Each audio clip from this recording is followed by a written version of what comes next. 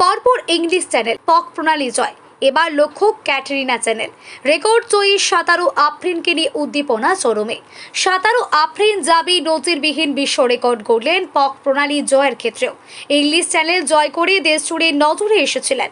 এবার 7 ঘন্টা 5 মিনিটের পক প্রণালী সাঁতরে পার হয়ে নজিরবিহীন বিশ্ব রেকর্ড করলেন।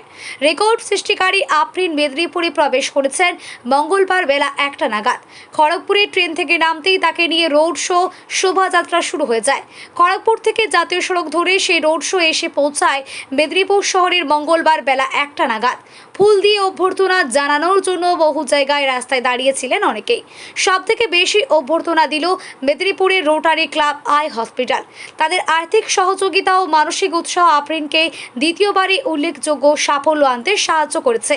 তবে ইংলিশ চ্যানেল জয়ের ক্ষেত্রেও প্রতিকূল পরিস্থিতি পার হতে হয়েছে এই পক প্রণালী সমুদ্র সাঁতার দিতে গিয়ে।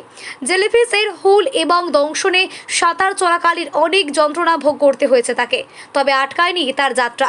7 ঘন্টা 5 মিনিট টানা সাঁতার কেটে 35 কিলোমিটারের বেশি সমুদ্র পার করেছে সে। উল্লেখ করা যায়, পশ্চিম মেদিনীপুরের মেদিনীপুর শহরের বাসিন্দা সাঁতারু আফরিন জাবি 2025 সালে জুলাই মাসে ঐতিহাসিক ইংলিশ চ্যানেল পার হয়েছিলেন। 13 ঘন্টা 13 মিনিটে 34 কিলোমিটার জলপথের ইংলিশ চ্যানেল জয় করেছিলেন এই বাংলার মেয়ে। মৃত্যুর মুখোমুখি হওয়ার মতো একাধিক যন্ত্রণাদায়ক প্রতিকূল পরিস্থিতি মোকাবিলা করতে হয়েছিল এই পার হওয়ার ক্ষেত্রে। তবে শেষ পর্যন্ত সক্ষম হয়েছিলেন। তারপর আরও একটি চ্যানেল জয় করার উদ্যোগ নিয়েছিলেন, তা ছিল পক প্রণালী জয় করা। ভারত শ্রীলঙ্কার মধ্যবর্তী পক প্রণালী প্রায় 35 কিলোমিটার জলপথ 7 ঘন্টা 5 মিনিটে অতিক্রম করে নিজের রেকর্ড নিজেই ভেঙেছেন আফরিন।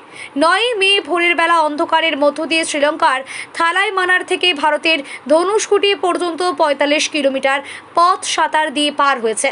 তারপরেই দেশ জুড়ে তার এই সাফল্যের জন্য শুভেচ্ছা জানানো হয়েছে। বিরাট সফল তার এই সাঁতারু ইতিপূর্বে নির্বাচন কমিশনের ব্র্যান্ড অ্যাম্বাসাডার হয়েছিলেন ইংলিশ চ্যানেল জয় করে। পক প্রণালী জয়ের পর এই আফরিনকে রোটারি আই হসপিটালের ব্র্যান্ড অ্যাম্বাসাডর করার উদ্যোগ নেওয়া হয়েছে। তবে দ্বিতীয় পর্বে আফরিনের সাফল্যের সহজে আসেনি। পক প্রণালী পার হতে গিয়ে বিপুল পরিমাণ অর্থ দরকার ছিল, তা কোথা থেকে পাওয়া যাবে সেটাই বড় চিন্তা হয়ে দাঁড়িয়েছিল। কিন্তু মেদিনীপুর শহরের রোটারি আই হসপিটাল ও রোটারি ক্লাবের পক্ষ থেকে আফরিনকে মোটা টাকা অর্থ সাহায্য দিয়ে এই চ্যানেল জয় করার জন্য উৎসাহ দেওয়া হয়েছিল। অবশেষে তিনি সফল।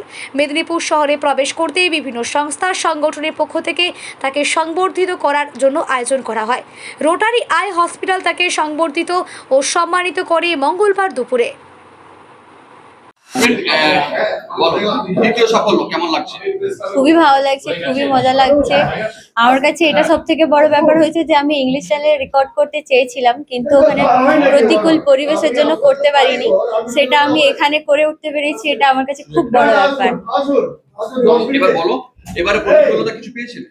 এবারে প্রতিকূলতা সেরকম কিছু ছিল না, কিন্তু ওই অন্ধকার জলে যেরকম একটু অন্ধকার ছিল, পুরো জল, ভয় লাগছিল প্রথমের দিকে। এবং এখানে জেলিফিশ আমি অনেক বেশি দেখতে পেয়েছিলাম। ওখানে যেরকম গ্রুপে এসেছিল, এখানে সিঙ্গেল সিঙ্গেল জেলিফিশ এসেছিল।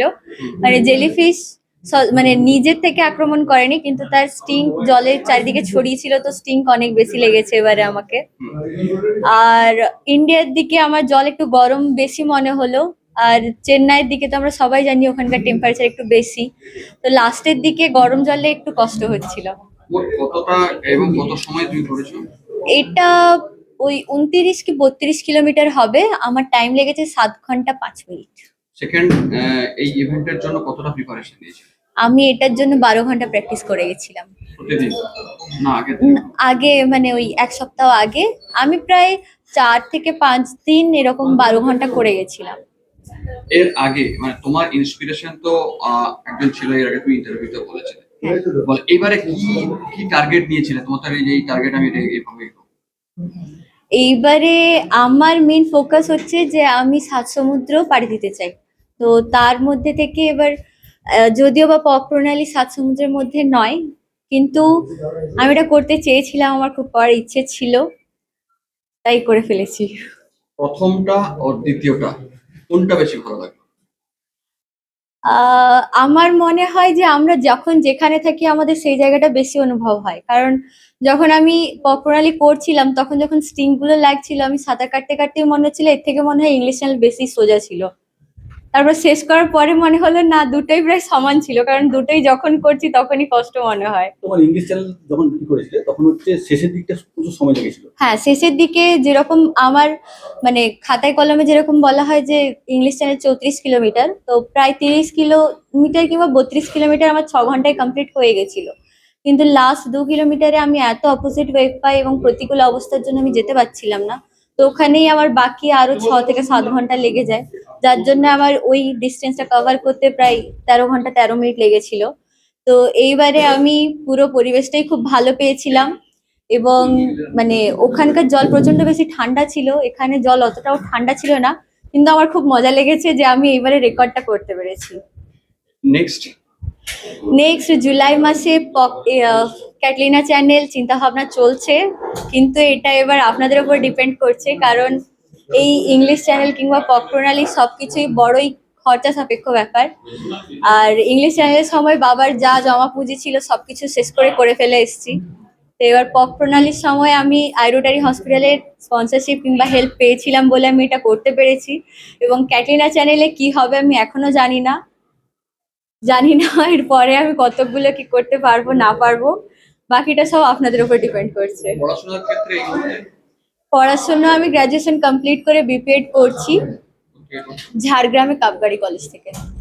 মানে এখন তাহলে কি পশ্চিম মেদিনীপুরে থাকছো, মানে ঝাড়গ্রামে থাকছো? হ্যাঁ, আমি এখন এখানে মেদিনীপুরেই থাকছি, মানে প্র্যাকটিসের জন্য কলেজ স্যারকে বলা হয়েছে, সেজন্য একটু কম যেতে হয়।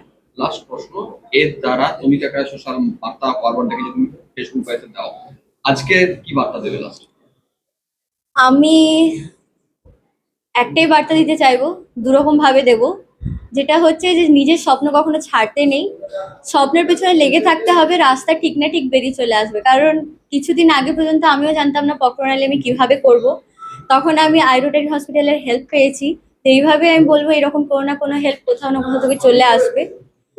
দ্বিতীয়টাও মানে মোদ্দা কথা একই, কিন্তু যেটা ভালো লাগে সেটাই করা উচিত, আর ভালো যেটা আমাদের লাগে আমাদের মনে হয় আমরা সেটা নিয়ে স্বপ্ন দেখি। যেভাবে রোজ আমি ভাবছিলাম যে হয়তো দু একজনকে পাবো, হ্যাঁ প্রোগ্রামটা হয়তো সফল হবে কি হবে না, মানে বাবা হিসাবে তো একটা ইয়ে থাকে যে একটা প্রোগ্রাম হচ্ছে সেখানে যদি 20-25 জন মানুষ না থাকে তাহলে কেমন হবে। কিন্তু দেখা গেল অপরিত মানুষ সে জোয়ার, রাস্তায় প্রচুর মানুষ, এবং যে মানুষটা এসি ছাড়া থাকেন না হিসাব মতো মদনদা, উনি আজকে সারা সেই লেন থেকে মানে আপনার এলআইসি থেকে খড়গপুর থেকে আপ টু রোটারি পর্যন্ত পুরো গাড়িতে বসে উৎসাহ দিয়ে আনন্দের সঙ্গে আজকে এসছেন। এটা দেখে আমি খুবই অভিভূত, খুবই ভালো লাগছে যে এরকম মানুষ আমার পাশে আছে এবং মেদিনীপুরের পাশে আছে, যে মেদিনীপুরকে নতুন নতুন মাইলস্টোন তৈরি করে দিতে পারবে। আর আজকের আমাদের এই আফ্রিনের খবর শুধু মেদিনীপুর ব্যাপী যে পত্রিকায় বেরিয়েছে তা নয়, এই সমস্ত পত্রিকাগুলোতে এই খবরগুলো সব বেরিয়েছে। সুতরাং এই খবরগুলো পড়ার পরে সবাই জানবে যে মেদিনীপুরের মেয়ে, একটাই অনুভূতি হবে যে মেদিনীপুরের মেয়ে কীভাবে করবে। এটা তো লাল মাটি জঙ্গলমহলের মেয়ে, জঙ্গলমহল যে কিছু করতে পারে এটা কিন্তু একটা প্রমাণ, এবং সেই প্রমাণটা কে করে দিলেন, এই প্রমাণটা হাত বাড়িয়ে দিলেন rotary eye hospital and rotary club. তাই আমার তরফ থেকে তাদেরকে অশেষ অশেষ ধন্যবাদ। ওরা আমার পাশে থাকবে, মেয়ে নিশ্চয়ই আরও অনেক বড় বড় সাফল্য নিয়ে মেদিনীপুরের কাছে পৌঁছাবে। সবাইকে আন্তরিক প্রীতি শুভেচ্ছা, ভালো থাকবে।